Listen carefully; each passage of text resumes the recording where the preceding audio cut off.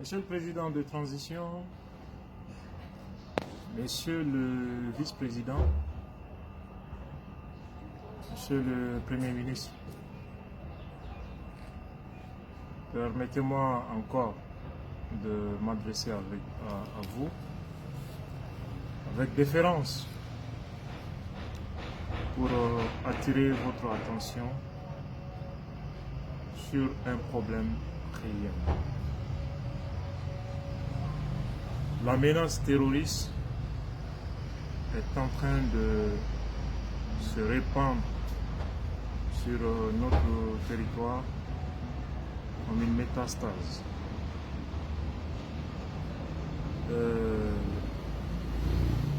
Les terroristes sont en train de s'installer timidement mais sûrement dans la région de Sikasso, avec ses probables conséquences sur l'économie nationale. Pour ceux qui connaissent le rôle de la région de Sikasso dans notre économie,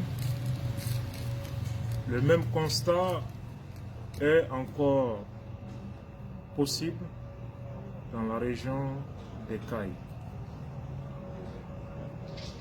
avec des répercussions fâcheuses que cela pourrait avoir sur le tissu social en un mot. Pour qui connaît le contexte actuel dans la région des Rails, où une frange de la population s'est dit martyrisée au nom d'un prétendu esclavage par ascendance. Dans tout ça, il est question d'un possible dialogue entre nos autorités et les groupes terroristes. Des groupes terroristes que l'ONU appelle des terroristes modérés. Il s'agit de Yad et Koufa, qui ont fait des milliers de victimes parmi les civils et les militaires de 2012 à maintenant. Malgré tout, c'est des terroristes modérés, selon l'ONU.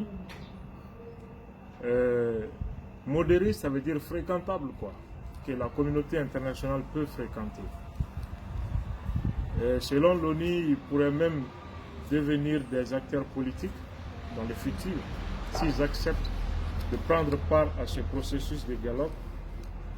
Ça veut dire qu'ils pourront intégrer l'armée, ils pourront fonder leur parti politique, être candidats aux différentes élections législatives, présidentielles. Selon la France et l'ONU, c'est l'État islamique au Grand Sahara qui doit être combattu vigoureusement.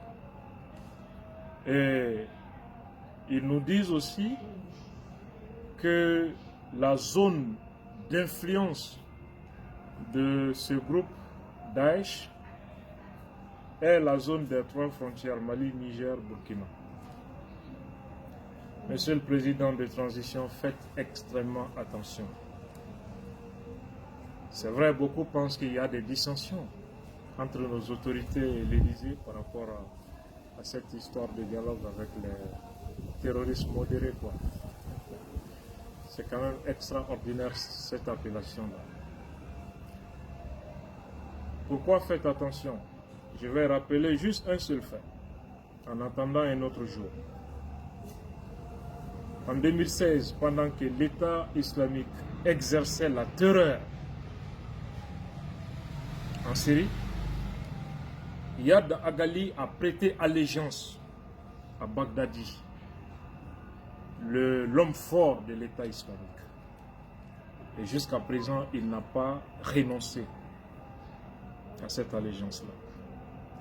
À l'époque, ni la France ni la communauté internationale n'a daigné prononcer un seul mot. Et Ibeka a eu à faire le reproche que lui n'a pas entendu un seul mot venant de nos partenaires pour exprimer leur inquiétude par rapport à cette allégeance de Yad à l'État islamique. Que lui, ça l'inquiète. Que cet espace sahélo-saharien ne se transforme un espace de malheur pour la paix internationale. Donc, IAD et État islamique, c'est le même groupe.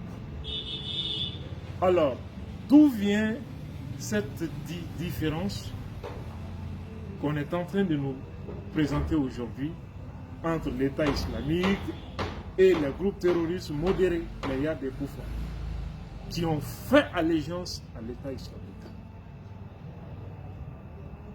Vous vous rappelez maintenant du président Bandao? Si vous vous rappelez, faites attention alors pour ne pas tomber dans un autre piège de la France. Cette fois-ci, le piège fatal pour l'unité et l'intégrité de notre territoire.